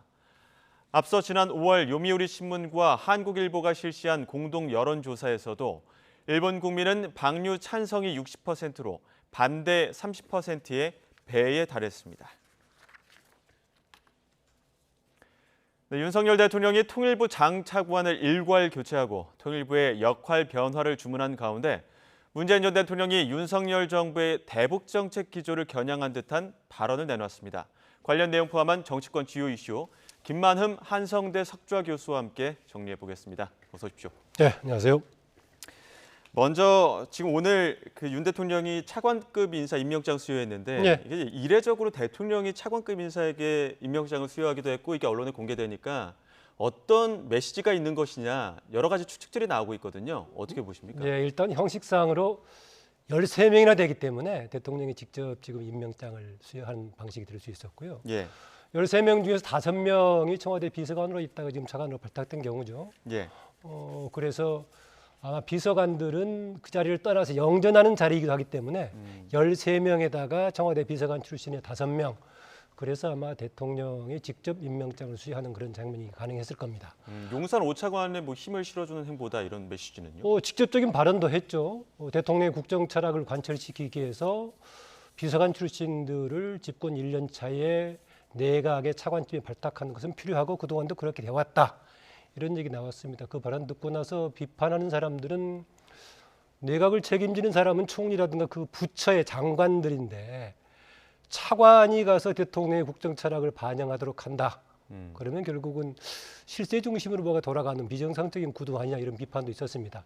어쨌든 간에 13명의 차관을 대거 교체하고 한꺼번에 청와대 대통령실에 5명의 비서관 출신을 그렇게 옮겨간 것은 좀 특별하긴 합니다. 예. 그런데 직접 대통령이 임명장을 차관들을 주는 것에 대해 주목했던 것은 현장에 주었던 것보다는요. 예. 대통령이 뭔가 조직을 총괄해서 직접적으로 지휘한다는 그런 느낌을 상당히 많이 주고 있습니다. 비판하는 사람들은 과거에 검사 동일체의 원칙을 연상시킨다 예. 이런 얘기도 하고 있는데 현재 물론 우리나라 검찰청법에서는 그게 2004년에 개선이 돼가지고 용어들도 많이 바뀌긴 했습니다.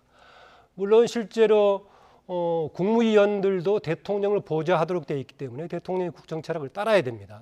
또 당연히 대통령실의 비서실은 당연히 그런 거고요. 그래서 당연히 대통령의 국정 철학을 반영해야 되는데 국민들에게 운영 방식에 있어서 혹시 뭔가 국민의 신뢰를 받는 쪽, 국민의 여론을 수렴하는 방향 이런 쪽보다는 대통령이 국정 운영을 혹시 통치 방식으로 너무 생각하는 것은 아닌가 이런 조금 의문을 던지게 하는 측면은 있습니다. 그러나 오늘 집권 1년 차를 지나면서 대통령의 국정 철학을 반영하겠다라면서 대거 차관을 교체했는데요. 이후에 장관들 교체도 같이 이어질 겁니다. 이게 전체적으로 봤을 때 장관들의 경우 인사청문회 거치니까는요. 과연 얼마나 국민 신뢰에 도움이 되는 쪽인가 이후에 좀 판단이 가능할 겁니다.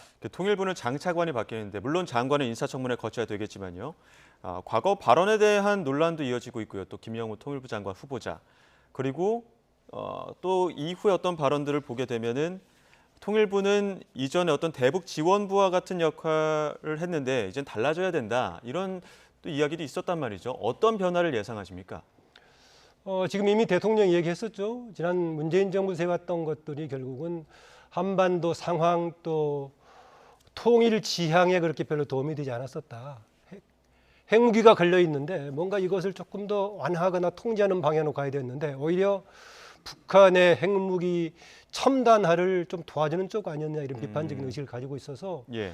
일부 걱정되는 부분도 있긴 합니다만은 조금 뭔가 북한에 대해서 압박하는 쪽이 강화되지 않겠나 그렇습니다. 예. 김영호 장관은 지금 대학 교수로 있으면서 과거에 이명박 정부 때도 청와대 비서관을 했었죠. 예. 그때 거의 비슷한 시기 직전에 현재 안보실 차장으로 있는 김태효 당시 비서관하고 같이 있어가지고 국민 느낌상으로는 그때 이명박 정부 시절에 대북 강경책을 좀 주도했던 쪽이 오지 않느냐 이런 느낌을 같이 주고 있습니다.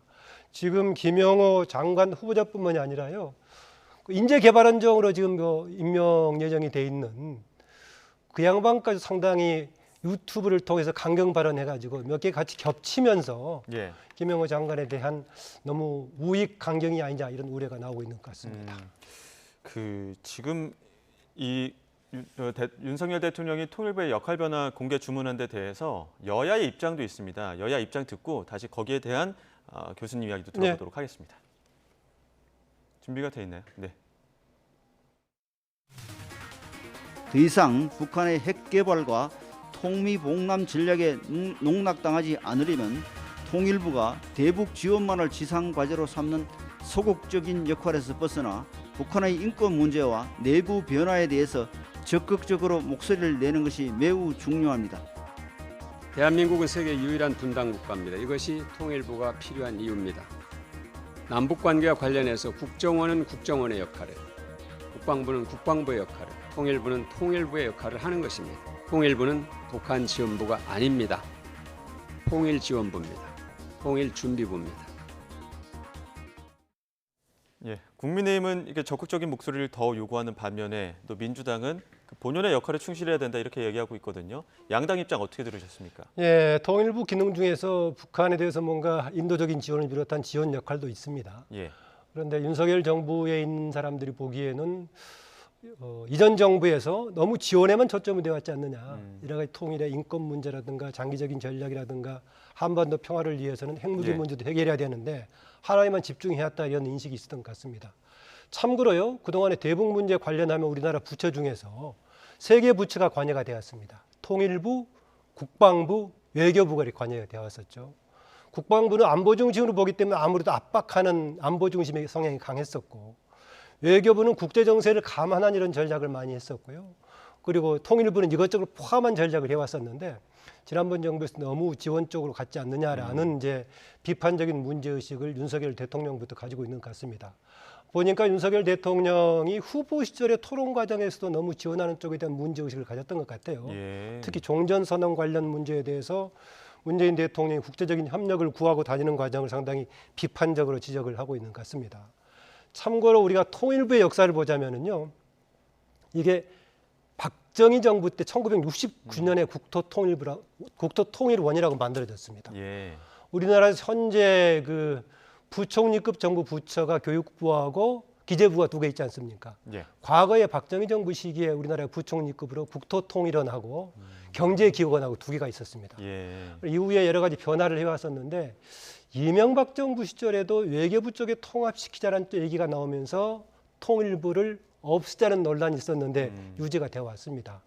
그런데 현 시점에서는 통일부가 그동안 해왔던 역할 자체를 반성적으로 볼 필요는 있는데 지금 아마 한쪽은 공격하는 쪽은 야당은 공격하는 쪽은 정부 의견 한쪽은 몰아서 얘기하고 또 현 정부 쪽은 이전에 문재인 정부에서 해왔던 부분을 한쪽만 강조하면서 얘기를 하고 있는데 조금 더 논의를 전개시키면은 이런저런 논의가 좀 뭔가 이렇게 서로 보완이 되면서 진행될 것 같은데요. 예. 다만 이번에 임명된 그 통일부 장관의 그동안 했던 발언, 후보자의 발언, 예.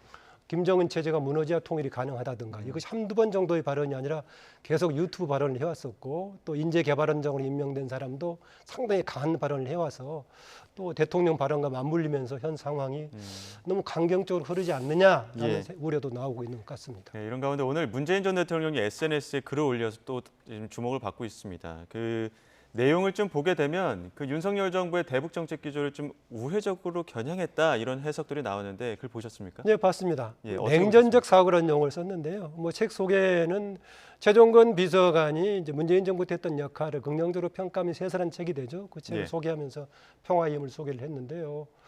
그 냉전적인 사고, 상대방을 비판할 때 쓸 수 있는 용어이긴 한데 이게 냉전적인 사고냐 아니냐 이 자체도 사실은 90년대식 용어입니다. 우리나라에서 왔던 이게요. 교수님 옆으로 그 SNS 글이 올라오고 있습니다. 아직도 냉전적 사고에서 헤어나지 못한 사람들이 많다. 이런 이야기거든요. 그동안 우리나라가 80년대까지도 정부 쪽에서는 냉전적인 사고로 반복적인 사고를 가졌었죠. 그랬다가 사회주의권이 붕괴가 되고 노태우 정부 때 이른바 국방정책이 추구가 되면서 그런 문제 논란은 없어졌습니다.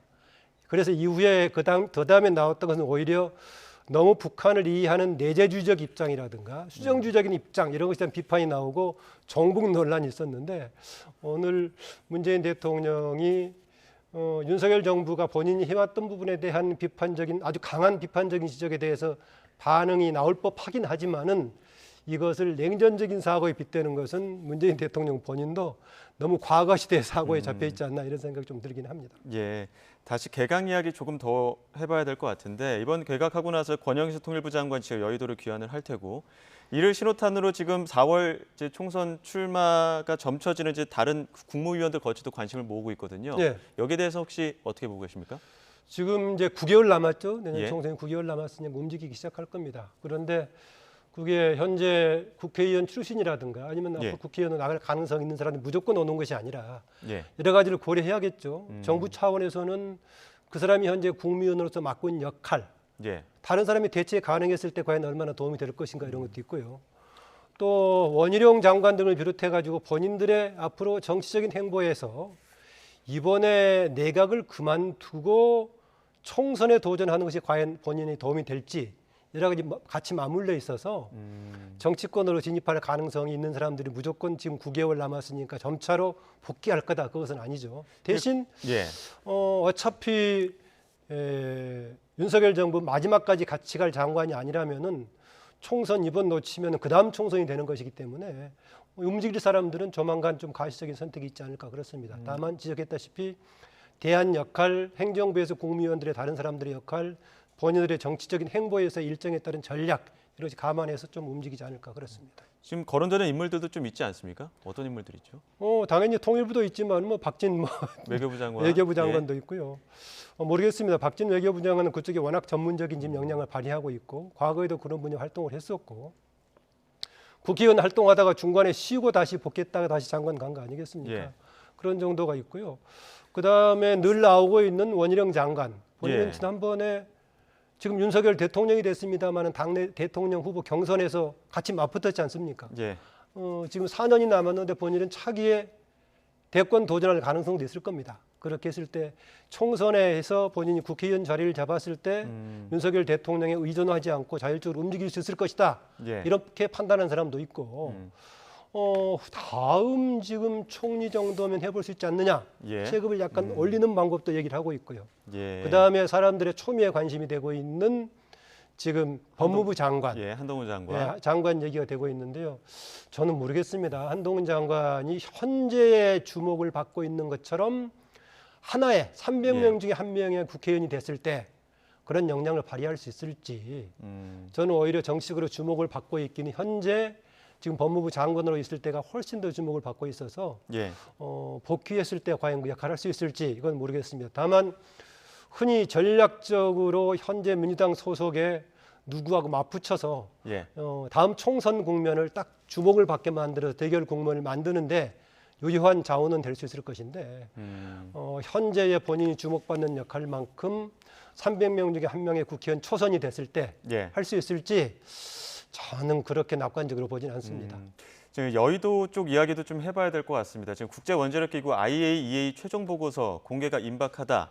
그러다 보니까 뭐 정치권에서 비상 대기령도 내려지기도 했고 지금 촉각을 곤두세우고 있습니다. 예. 내일 아마 공개될 것으로 좀 가능성이 점쳐지고 있는데 이 부분에 대해서는 향후 어떤 파장 어떻게 예상하십니까? 대개 지금 예상은 돼 있죠. IAEA 쪽은 좀 긍정적으로 평가하는 방향으로 좀 되게 돼 있는 것 같습니다. 예. 분위기가요. 그래서 IAEA가 너무 일본의 입장을 반영해 주는 거 아니냐라고 야당에서 걱정하고 있죠. 예. 물론 국제기구가 하는 걸 가지고 작은 소규모 국가들에서 로비가 통해서 하는 것처럼 해석해서는 안 되겠지만 예. 야당의 입장에서는 혹시나 모를 압박의 수준에서 정부하고는 다르게 역할 분담의 차원에서 IAEA 결정이 일본에 편향되게 일본에 너무 우호적으로 가서는 안 된다라는 압박 정도의 발언을 할 수가 있을 겁니다. 그런데 최종 판단이 나왔을 때는 우리가 IAEA의 판단 자체를 거부할 수 있는 방법은 없을 겁니다. 그렇죠. 그 판단 자체는 받아들이면서 그게 과연 우리가 과연 신뢰할 할 것인가. 더구나 직접적인 주변 국가로서 어떤 판단을 할 것인가. 그 결과가 나온 이후에 우리가 판단을 해야 될 겁니다. 다만 네. 지금 박광원 민주당 원내대표이 얘기한 IAEA가 일본에 대한 편향될 가능성이 있는 것에 대해서는 발언 정도는 할 수가 있지만은 최종 판단을 두고도 일본 편향이기 때문에 믿을 수 없다 이렇게 하기는 어렵지 않겠는가 그렇습니다. 네, 국민의힘은 일단 IAEA 최종 보고서에서 일본 쪽에 어떤 안전하다는 쪽의 의견이 나오게 되면 우리 여론도 좀 바뀌지 않을까라는 기대를 하는 것 같고 더불어민주당은 신뢰성에 대한 문제를 계속 지적하는 것 같습니다.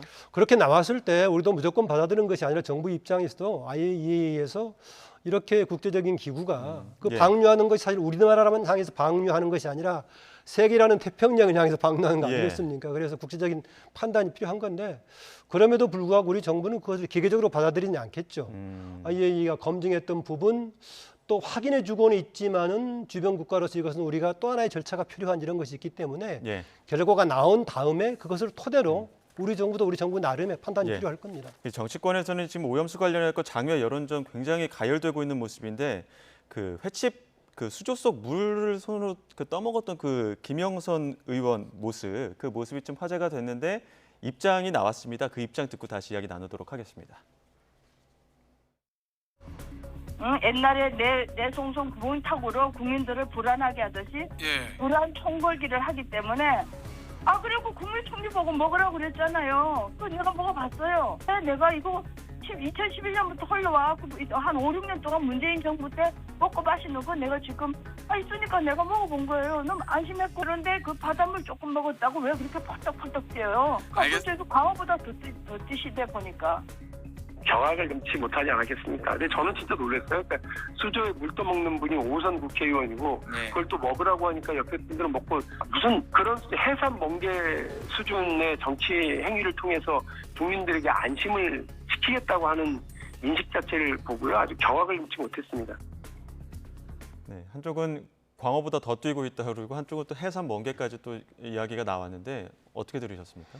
저는 여당의 대응 방식은 적절하지 않았다고 봅니다. 지금 일본 문제가 섞여 있기 때문에 민주당 야당에서는 상당히 국민들에게 감성적인 동원을 하고 있는데 여당은 뭔가 실질적이고 과학적인 접근을 해왔는데 똑같은 방식의 대응을 했다. 더구나 사례도 노량진 수산시장에서 예. 어항에 들어있는 물을 직접 이렇게 했던 예. 것은 선택을 잘못한 것 같습니다.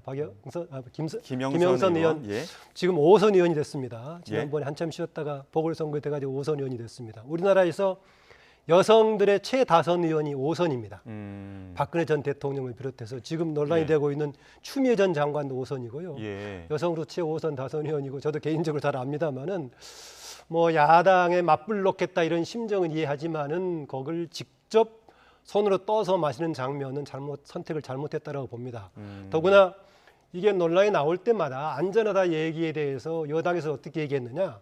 안전하다고 우리가 모든 물을 식음용수로 먹느냐? 그것은 다른 얘기다라고 얘기했었는데 그걸로 직접 손으로 받아서 했던 것은 적절하지 못한 조금 행동이었다라고 보입니다. 그 입장 소명도 있지 않았습니까? 내가 이거 2011년부터 흘러와서 5, 6년 동안 먹고 마시고 있었으니까 먹어본 거다 안심했다 뭐 이런 입장에 대해서는 어떻게 보십니까? 뭐 그런 주장을 해볼 수가 있는데 그러면 그걸 가지고 국민들을 설득시킬 수 있겠습니까? 다른 그동안의 여당 정부 쪽의 설득은 여러 가지 과학적인 데이터를 가지고 해왔었고 예.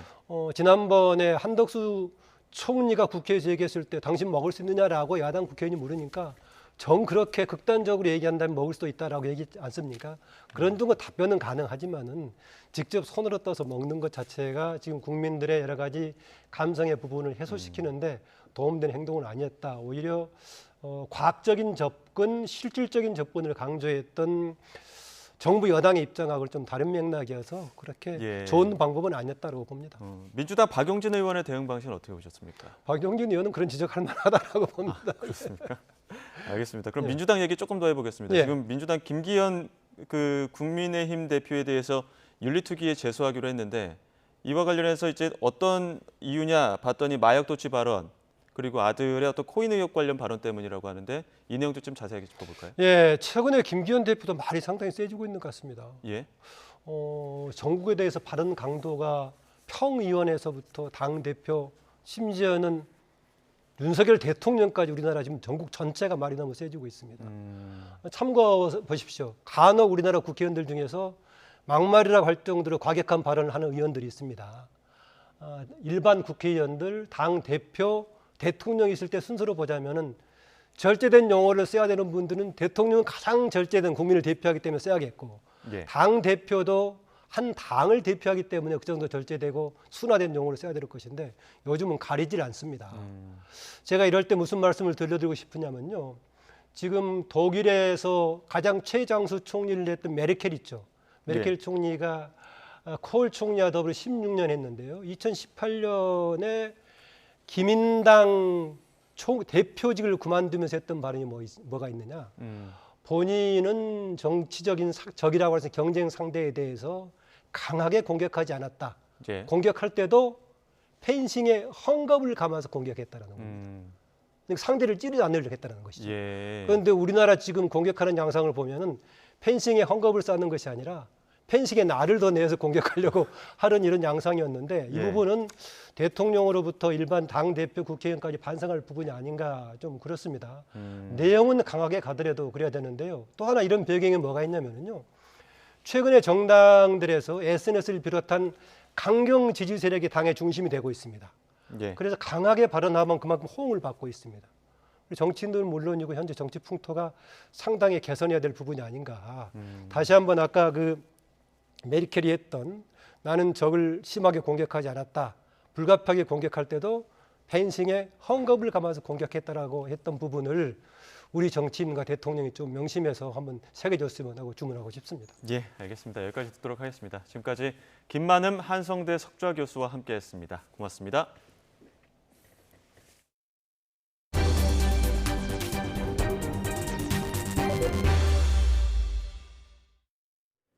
네, 외교부가 정부의 제3자 변제 해법을 수용하지 않는 원고 4명에게 지급할 배상금을 법원에 공탁했습니다. 취재기자 연결해 자세한 소식 알아보겠습니다. 신현준 기자. 네, 신현준입니다. 네, 정부가 강제징용 해법을 발표한 게 지난 3월이었는데 4개월 만에 공탁 절차에 들어간 거죠? 네, 그렇습니다. 2018년 대법원에서 강제징용 배상 확정 판결을 받은 원고는 모두 15명입니다. 정부는 지난 3월 6일 일본 피고 기업을 대신해 행정안전부사나 일제강제동원 피해자 지원재단이 배상금을 대신 지급한다는 이른바 제3자 변제 해법을 발표했는데요. 발표 이후 지금까지 원고 15명 가운데 생존 피해자 1명을 포함해 11명이 이 해법을 수용하고 판결금과 지연 이자를 받아갔습니다. 하지만 생존 피해자 2명과 사망 피해자 유족 2명 등 4명은 수용 거부를 고수하고 있습니다. 이에 따라 재단은 원고 4명 몫의 판결금과 지연 이자를 법원에 공탁하는 절차를 개시했습니다. 이 밖에 유족들이 판결금을 수령했지만 일부 연락이 닿지 않아 판결금을 받지 못하는 유족 2명의 판결금 몫에 대해서도 역시 함께 공탁했습니다. 외교부는 정부와 재단의 노력에도 불구하고 판결금을 수령하지 않거나 사정상 수령할 수 없는 일부 피해자와 유가족 분들에 대해 공탁 절차를 개시했다고 설명했습니다. 또 공탁을 하면 피해자나 유가족들은 언제든지 판결금을 수령할 수 있다며 공탁 이후에도 피해자와 유가족들을 대상으로 이해를 구하는 진정성 있는 노력을 계속해 나갈 예정이라고 강조했습니다. 외교부 당국자는 공탁을 통해 연락이 닿지 않는 유족을 파악할 수 있고 최근 일부 시민단체에서 판결금을 대신 지급하겠다는 모금 운동이 시작된 점 등을 고려해 공탁을 결정했다고 밝혔습니다. 또 판결금 지연 이자가 연 20%나 되기 때문에 판결금을 먼저 받은 사람들과의 형평성 문제가 생길 수도 있다고 설명했습니다. 이에 대해 수령을 거부하는 강제동원 피해자 측 법률 대리인은 조금 전 외교부 청사 앞에서 기자회견을 열고 공탁은 불법적이고 부당한 조치라고 반발했습니다. 또 정부가 대면으로 충분히 설명하지 않았다면서 공탁서가 제출되면 유효하지 않다는 의견서를 제출할 예정이라고 밝혔습니다. 지금까지 외교부에서 YTN 신현주입니다. 제주공항 항공기 운항이 낮은 구름 고도 때문에 무더기 차질을 빚었습니다. 제주공항에는 오늘 오전부터 구름의 고도가 최저 60m까지 내려오면서 특보가 발효됐고 오후 3시 기준 항공기 36편이 결항하고 102편이 지연 운항하고 있습니다. 제주공항 측은 구름 고도 특보가 오후 3시에 해제됐지만 항공기 운항 차질이 이어지고 있어서 이용객들은 미리 운항 여부를 확인해달라고 밝혔습니다. 충남과 경기도 일대에 체인점을 보유한 필라테스 업체 대표가 갑자기 운영 중단을 선언하고 잠적해 경찰이 수사에 나섰습니다. 충남 천안 서북경찰서는 사기 혐의를 받는 30대 남성 A씨에 대해 수사를 벌이고 있다고 밝혔습니다. A씨는 지난달 26일 충남 천안, 경기도 용인과 수원 등 전국 4개 지점에 근무하는 직원들에게 경영난으로 영업을 중단한다는 문자를 남겼습니다. 현재 경찰에 접수된 피해자는 35명에 피해 금액은 2,300만 원이며 SNS 단체 채팅방에 피해자 수백 명이 모여 있어 피해 규모는 더욱 커질 전망입니다. 인천에서 충남 천안까지 택시를 타고 온 뒤 요금 13만 원을 내지 않고 달아난 10대가 경찰에 붙잡혔습니다. 충남 천안 서부경찰서는 18살 A군을 사기 혐의로 검거해 수사하고 있다고 밝혔습니다. A군은 지난 16일 오후 인천 부평구에서 할머니가 아프다며 충남 천안 직산역 입구까지 택시를 타고 이동한 뒤 약속한 요금 13만 원을 내지 않고 달아난 혐의를 받습니다. 경찰 조사에서 A군은 여자친구를 보기 위해 천안까지 가야 하는데 돈도 없고 시간도 늦어서 그랬다고 진술한 거로 전해졌습니다. 일본 후쿠시마 원전 오염수 방류를 앞두고 어민들의 불안이 커지는 가운데 강원도 강릉에선 걱정거리가 하나 더 생겼습니다. 바닷가 인근에 폐기물 매립장 조성이 추진되면서 해양 오염 등을 우려하는 주민과 어민들이 거세게 반발하고 있습니다. 송세혁 기자입니다. 강릉 주문진항 앞바다에서 어선 100여 척이 항의 시위를 벌입니다. 무량장에는 주민 1,500여 명이 모인 가운데 삭발식까지 했습니다. 주문진항에서 4km 정도 떨어진 향오리 일대에 추진 중인 폐기물 매립장 조성을 반대하기 위해서입니다. 해당 매립장은 25년간 축구장 22개가 넘는 면적에 유해성이 강한 지정 폐기물을 비롯한 사업장 폐기물을 묻는 시설입니다. 예상되는 침출수는 하루 최대 300톤가량. 주민들은 벤젠 등 발암물질이 포함된 침출수가 하천으로 흘러들면 바다까지 오염될 거라고 주장합니다. 일단 해수욕장에 사람이 안 올 것이고 그다음에 그 바다에서 나는 생선이라든가 이런 걸 관광객들이 와서 거부할 것입니다. 그렇게 되면은 주문진의 상권은 다 죽는다고 봅니다. 이에 대해 업체는 사실과 다르고 과장된 내용이 있다며 반박합니다. 침출수의 경우 생물학적 처리 시설을 비롯한 고도 처리 시설을 통해 청정지역 기준 이하로 방류한다는 겁니다. 또 여수와 경주 등 기존 매립시설 주변 관광객 수는 별다른 변동이 없다며 오히려 기업 유치에 도움이 된다는 주장입니다. 강릉시를 포함한 주변 지역 산업체에서 발생하는 폐기물을 효율적이고 환경적으로 안전하게 처리할 수 있는 최종 처분 시설을 확보함으로써 산업단지나 기업 유치에 기여하고자 합니다. 업체는 오는 8월 환경영향평가서 초안 공람이 끝나면 본안을 제출해 환경부의 사업 승인을 받는 등 2026년 가동을 목표로 추진할 계획입니다. 하지만 주민뿐만 아니라 강릉시 역시 반대 입장을 밝히고 있어 사업 추진 과정에서 상당한 진통이 예상됩니다. YTN 송세혁입니다. 오늘 오전 10시 50분쯤 충남 천안 논산고속도로 연무나들목에서 육군훈련소 버스가 넘어지는 사고가 났습니다. 버스에는 훈련병 36명을 포함해 모두 38명이 타고 있었는데 이 중 4명이 다쳐 근처 병원으로 옮겨졌습니다. 고속도로 순찰대는 나들목 연결로를 통해 고속도로를 빠져나가려던 버스가 우회전 구간에서 충분히 감속하지 못해 넘어진 거로 보고 있습니다. 9년 동안 여러 차례 입대를 연기해온 남성이 암투병 중인 어머니를 부양해야 한다며 현역병 입영을 취소해달라는 소송을 냈지만 패소했습니다. 인천지방법원은 20대 남성 A씨가 인천병무지청장을 상대로 낸 현역병 입영 처분 취소 소송을 받아들이지 않았습니다. 재판부는 A씨에게 아버지가 다른 형제가 있는데 이 형제에게도 어머니를 부양할 의무가 있고 부양 능력도 있다면서 A씨의 현역병 입영 처분은 적법하다고 판단했습니다. 카카오페이가 불법 지원금을 받았다는 의혹과 관련해 경찰이 강제 수사에 나섰습니다. 서울경찰청 반부패 공공범죄 수사대는 오늘 경기도 성남시 분당구에 있는 카카오페이 본사의 수사관들을 보내 전자기록 등을 확보하고 있습니다. 경찰은 카카오페이가 오프라인 가맹점을 모집하면서 벤사에서 불법 지원금을 받은 혐의를 수사하고 있습니다.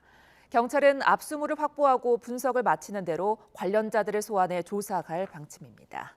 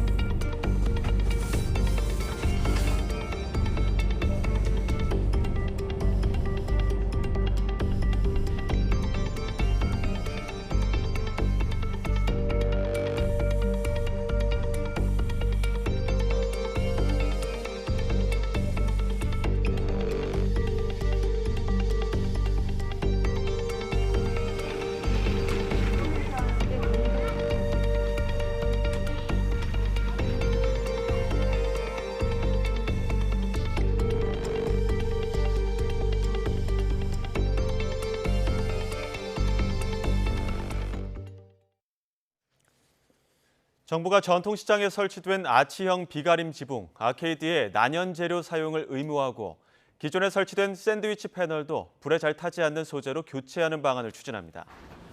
또 매년 각 기관에서 개별적으로 실시하는 화재 안전 점검은 화재가 자주 발생하는 10월에서 12월에 관계기관 합동 점검으로 추진하기로 했습니다.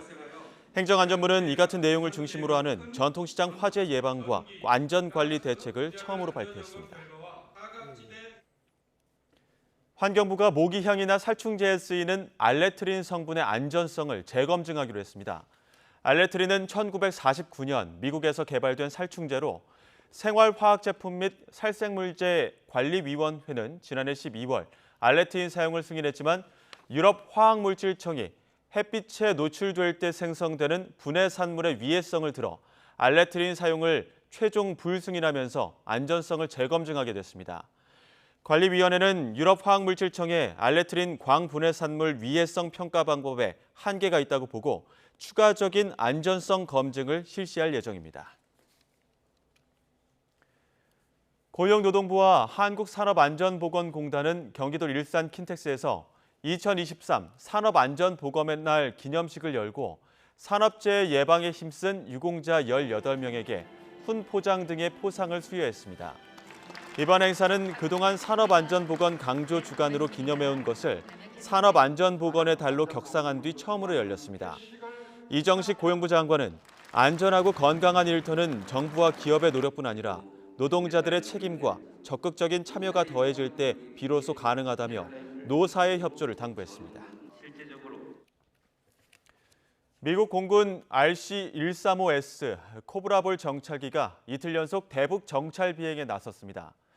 항공기 추적 사이트에 따르면 RC-135S는 어제에 이어 오늘 오전 일본 오키나와 가데나 공군기지를 이륙해 동해상으로 출동했습니다. 미 공군이 3대를 보유한 이 정찰기는 북한의 도발 위협이 있을 때마다 대북 감시 비행을 해왔는데 수백 킬로미터 밖에서 미사일 발사 전 정보와 발사 후 비행 궤적, 탄착 지점을 포착할 수 있는 능력을 갖추고 있습니다. 통일부는 다음 달 금강산에서 고 정몽헌 회장 20주기 추모식을 진행하기 위해 대북 접촉 신고를 신청했던 현정은 현대그룹 회장 측이 철회 입장을 밝혀와 오늘 중 정부가 이를 수용할 예정이라고 밝혔습니다. 구병삼 통일부 대변인은 정례 브리핑에서 현대 측의 대북 접촉 신고 이후 북한이 방북 거부 입장을 내놓은 가운데 정부가 접촉 신고를 어떻게 처리할 방침인지를 묻는 질문에 이같이 답했습니다. 또 북한이 대남기구가 아닌 외무성을 발표 주체로 내세운 데 대해서는 외무성 국장 명의로 방북 신청에 대한 입장을 밝힌 건 상당히 이례적이라고 말했습니다. 미국의 코로나19 대응을 총괄하다 퇴임한 전 질병통제예방센터의 수장이 과학의 정치화를 막아야 한다고 목소리를 높였습니다. 공중보건이 정치의 영향을 받아서는 안 된다며 정보 왜곡 위험성도 경고했습니다. 보도에 이종수 기자입니다. 미국에서 코로나19로 하루 사망자가 수천 명에 달하고 누적 사망자가 40만 명을 넘어설 때인 2021년 1월 전염병 대응 총괄 질병통제예방센터 수장이 된 로셸 월렌스키. 하버드 의대 매사추세츠 종합병원에서 감염병 전문가로 재직했던 월렌스키는 코로나19 쇠퇴로 국가 비상사태 종료가 선언되면서 지난달 말에 자진 사퇴했습니다. 코로나19 대응에 분명한 목소리를 내고 때로는 정부 대응 방식까지도 개선하려 했던 평가를 받는 월렌스키는 퇴임 직전 인터뷰에서 정보를 왜곡해 과학을 정치화하려는 세력을 맹렬히 비판했습니다. Importantly, as there have been nefarious actors who are actively working to undermine our communication efforts. 월렌스키 전 국장은 월스트리트 저널과 최근 인터뷰에서도 각종 공중보건 사태에 대해 위험성을 정치적 신념에 따르지 말고 스스로 판단해야 한다고 강조했습니다. 또 미 연방정부 직원 백신 접종에 대해 공화당 주지사들이 반대하는 등 논란이 극심해져 겪은 고통을 털어놓기도 했습니다. The threats in front of my house, the threats to my family or my personal life, that was, or me personally, that was not ever what I expected this job would be. 월렌스키 전 국장은 최근 보건과학 분야의 심각한 정치화와 왜곡을 감안해보면 국민 스스로 각종 정보에 대해 팩트체크에 나설 필요가 있다고 강조했습니다. 한편 월렌스키 전 국장은 코로나19 비상사태는 마무리됐지만 앞으로 또 다른 전염병이 발생할 가능성에 대해 미국이 제대로 준비된 상황은 아니라고 우려했습니다. YTN 이종수입니다. 미국의 이코노미스트와 투자자, 연방준비제도는 지난 수개월간 경기 침체가 올해 말쯤 발생할 걸로 예고해왔지만 최근 들어 내년 초로 늦추는 의견이 늘고 있다고 CNN 방송이 보도했습니다. 뱅크 오브 아메리카의 브라이언 모이니겐 최고 경영자는 지난달 말 CNN과의 인터뷰에서 미국 경제가 애초 예상했던 올해가 아니라 내년 초에 경기 침체가 빠질 수 있다고 전망했습니다. 뱅가드의 이코노미스트들도 최근 경기 전망 보고서에서 경기 침체가 올해에서 내년으로 늦춰질 가능성이 커졌다고 말했고 JP모건 체이스도 내년 어느 시점에 글로벌 경기 침체가 동시다발적으로 일어날 수 있다고 내다봤습니다. 5명이 타고 있던 경비행기가 미국 남동부 사우스캐롤라이나주 바닷가 리조트 근처에 추락해 최소 1명이 숨졌다고 현지 매체가 보도했습니다. 보도에 따르면 이 경비행기는 현지 시간 일요일 오전 11시쯤 그랜드스탠드 공항과 리조트 사이에 추락했으며 당시 5명이 탑승한 상태였습니다. 현지 경찰은 이 사고로 1명이 숨지고 1명이 다른 병원으로 이송됐다고 밝혔고 다른 3명에 대한 정보는 확인되지 않았습니다. 한 목격자는 추락 직전에 경비행기가 한쪽 날개를 다른 쪽 날개보다 높게 치켜든 채 리조트와 가까운 상공에서 미친 듯이 날아가는 것을 목격했다고 전했습니다. 프랑스에서 며칠째 이어지는 대규모 시위가 프랑스계가 많이 사는 유럽 주변국으로 옮겨붙고 있습니다. 프랑스어권 도시인 스위스 로잔의 도심에서는 현재 시각 1일 밤 약 100명 규모의 시위대가 경찰과 충돌해 돌이나 화염병을 던지며 맞섰습니다. 로잔 시의회 안보 담당 시의원은 현지 언론과의 인터뷰에서 이번 사건이 시위라기보다는 폭동에 가까웠다고 전했습니다.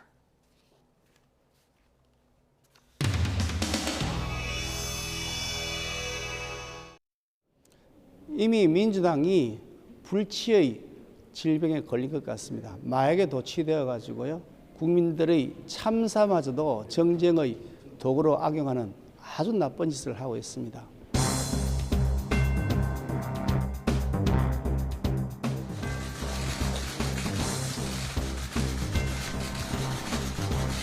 네, 이태원 참사 특별법 패스트트랙 지정의 건과 관련해서는 민주당의 계획대로 하는 것 아니겠는가 이런 얘기였습니다. 제가 제대로 설명드렸나요? 아닙니다. 아닌가요? 근데 저희 당은 합의되지 않은 안건이니까 상정은 곤란하다고 저희들 입장을 전달했고 이제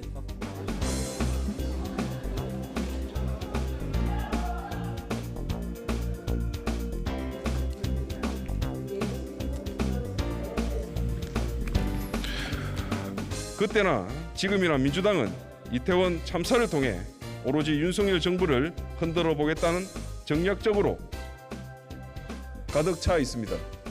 내년 총선을 앞두고 진상조사위를 발족시켜 자신들의 정치적 수단으로 이태원 참사를 이용하겠다는 정략적인 의도입니다. 존경하는 김진표 국회의장님 그리고 선배 동료 의원 여러분, 참사 직후부터 지금까지 오로지 정쟁으로만 시간을 끌고 진상규명을 가로막아 온 분들이 바로 윤석열 대통령과 윤석열 정부 그리고 국민의힘 아닙니까?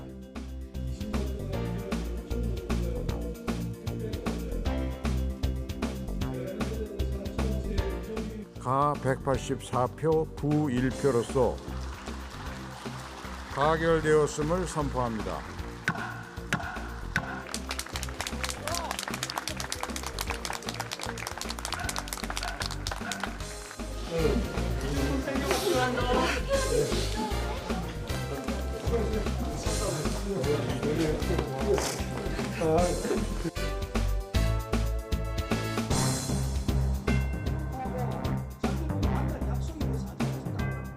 어제 민주당에서 이태원 특별법 관련해서 신속 처리안 지정했었고 노란봉투법도 이미 민주당이 불치의 질병에 걸린 것 같습니다. 마약에 도취되어 가지고요.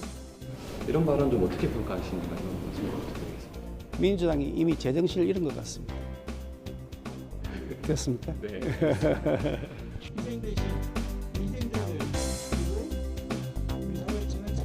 전 요 며칠 제가 단식하면서 정말 하고 싶었던 말들이 있었는데 좀 회복합니다. 정부와 국민의힘은 12구 이태원 특별법이 정쟁 법안이라고 합니다. 누구랑 정쟁하는 할까요? 정쟁은 상대가 있어야 하는데 우리는 상대가 없지 않습니까? 세계 탁구 선수권 은메달에 빛나는 전지희 신유빈조가 월드 테이블 테니스 컨텐더 자그레브 대회 정상에 올랐습니다. 세계 랭킹 4위 두 선수는 크로아티아에서 열린 여자 복식 결승에서 네 번째 게임 매치 포인트 위기를 딛고 첸테니, 류에이샨조의 3대2 재역전승을 거뒀습니다. 지난 5월 남아공 세계선수권에서 한국 선수로는 36년 만에 여자 복식 은메달을 합작한 두 선수는 최근 라고스 대회 우승에 이어 상승세를 이어갔습니다. 베테랑들의 은퇴 뒤 세대 교체에 나선 여자 배구가 심각한 위기에 처했습니다. 발리볼 네이션스 리그에서 2년 연속 승점 1점도 따내지 못하며 27연패 수렁에 빠졌습니다. 보도에 이지은 기자입니다.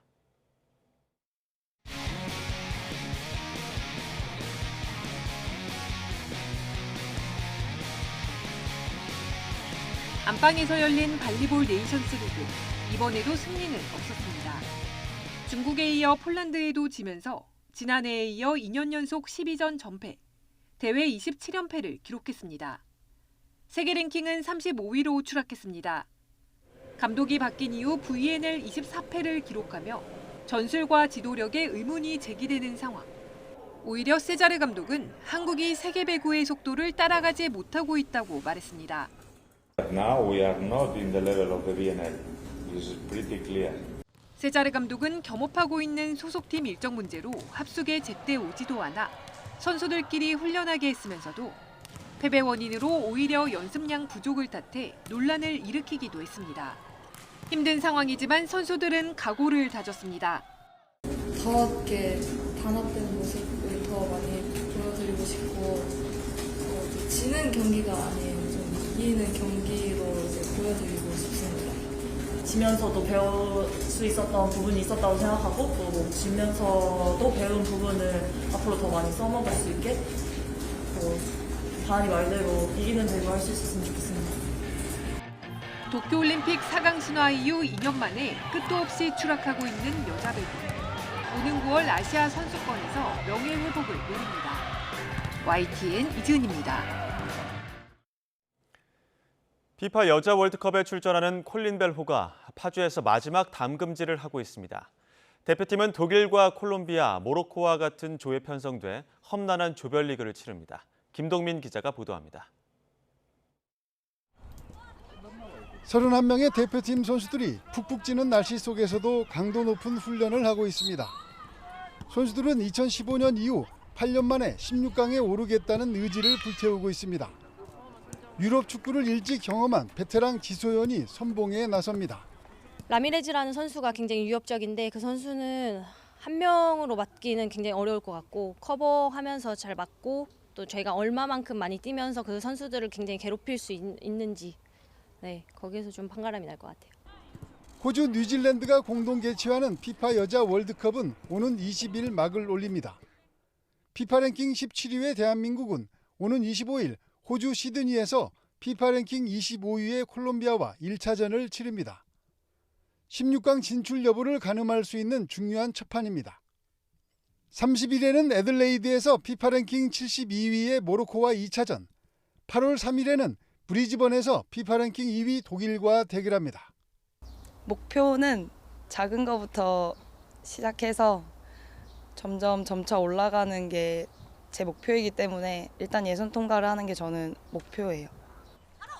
월드컵 본선에 나가 지난 2015년 본선 첫 승리와 함께 역대 최고 성적인 16강 진출을 이뤄냈던 여자 축구 대표팀.